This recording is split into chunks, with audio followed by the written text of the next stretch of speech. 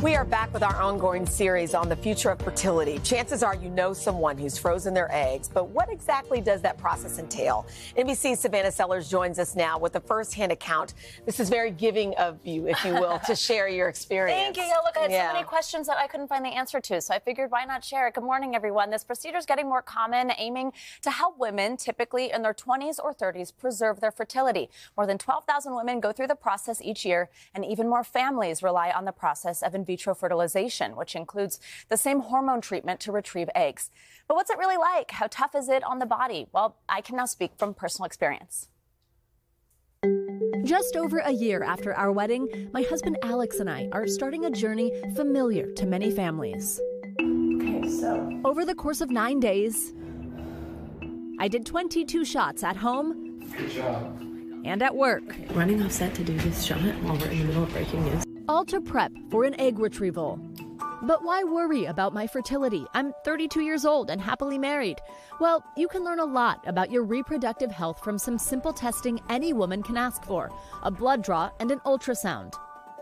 I met with Dr. Lucky Seacon of RMA of New York for my initial fertility consultation. Okay, so this is your right ovary. We got some good news about how many eggs could potentially be retrieved. So there's about 16 on this ovary, which is a really high number. That's great.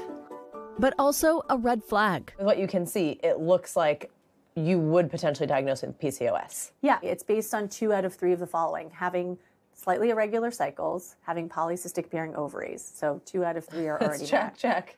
Polycystic ovarian syndrome is a hormonal imbalance in the ovaries that can cause a wide range of symptoms, from irregular menstrual cycles to migraines to fertility issues.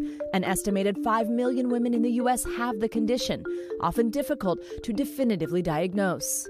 There's a real reason why this could make a real difference in our chance at having a family down the road. Another factor to weigh when family planning: freezing eggs versus freezing embryos. A decision for my husband Alex and I that initially surprised us. Wow, I guess that's an option for me. And we should talk about it. What are the pros? What are the cons?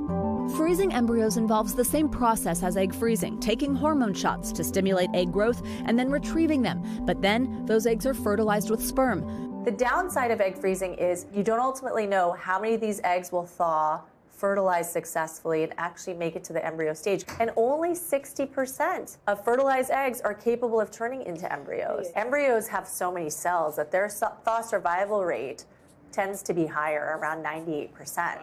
With my new diagnosis, we decided embryos was the right path for us. Just learning more about it, we got more comfortable and it made more sense for us. My regimen started with 2 shots a day. Good job. Mixed at home, and a blood draw and ultrasound every other day. Soon, it upped to 3 shots a day with monitoring every day. These are them growing, getting bigger. As the days wore on, Every step is straight to the ovaries. And bumping around on the subway train. Whew. the side effects, made more severe by my PCOS, became quite apparent. It is just a bloat that won't go away. There's some cute little bruises. So when I got the news, It's time for the retrieval in 2 days from now. I was thrilled. Thank you so much. 11 days after that first hormone shot, it was time for the retrieval, a minimally invasive procedure that uses an ultrasound to guide a needle to the ovaries. A suction device on the needle pulls out the mature eggs. Your procedure itself is 15-20 minutes. Okay. Recovery is 45. I said goodbye to my husband, Good luck with your very easy portion of this. suited up, Follow me in here, please. and we were ready to roll. It was a really straightforward procedure. It was really easy to access both ovaries. Okay. I'm honestly pretty uncomfortable. Let's get you home. I'm very proud of Savannah. In marriage, like, you're obviously thinking and doing things for your spouse, right? But this is kind of the first time we've both, more Savannah than me, had to do something for potentially a new family member. I feel really happy and proud of myself and proud of us, and just like it was totally worth it. Oh, you should be proud of yourself. And kudos to your husband for sitting by your side on national television. Yeah. So I think it's important to mention you freeze your eggs, but then you have to see where you land, because obviously not all eggs end up, being embryos. healthy generally. Yeah. That's so right. Yeah, the attrition rate was really something that kind of surprised us. We landed in a place that we are happy and hopeful about, but our success rate, so to speak, the eggs that then end up making healthy embryos, was only a little bit over 30%. So any family that's going through this is going through a lot, because you don't know how much is going to happen at each phase of this, the drop off. So you do the one round. There's some women who do 2 and 3 and 4 and 5. Yes, absolutely. Savannah, thank you so much. And we should mention she's sharing even more about her experience on today.com. In fact, we encourage everyone to check it out. Hey, thanks for watching. Don't miss the Today Show every weekday at 11 a.m. Eastern, 8 Pacific on our streaming channel, Today All Day.